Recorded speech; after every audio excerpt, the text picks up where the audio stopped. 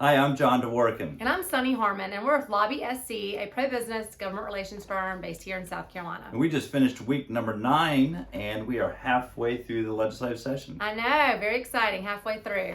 So this week, the Senate spent the bulk of its time debating the Convention of States. That's right. And the House, meanwhile, pretty much tried to clear the calendar and get a lot of bills off the calendar prior to taking up the budget next week. Which starts Monday, doesn't it? That's right. So some of the highlights in the budget, lots of stuff in the budget, just a couple of highlights.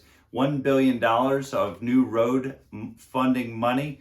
They're planning on widening I-95, 33 miles of I-95, and 70 miles of I-26.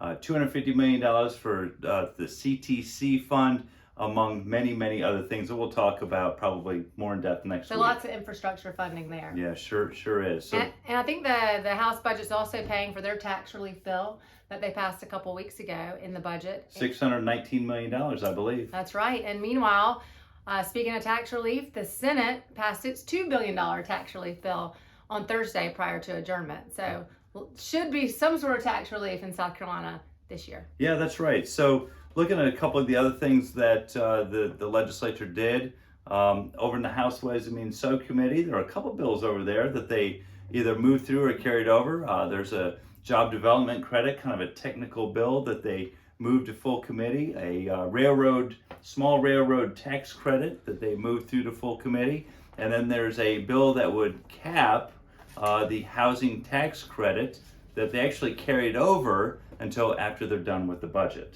That's right. So lots happening at the South Carolina State House. If you'd like to learn more, please tune in check us out at LobbySC.com. Well, before we do that, I know this is unusual, but we have someone retiring from the legislature this year. Gary Simmerl really was is a go-to guy for anything and everything economic development. So a special thanks goes out to Representative Gary Simmerl. He's going to be very, very dearly missed by everyone, but sure especially by the business community. A really pro-business guy who was able to work across the aisles with both sides. That's right. So again, everyone have a great weekend. Thanks for tuning in.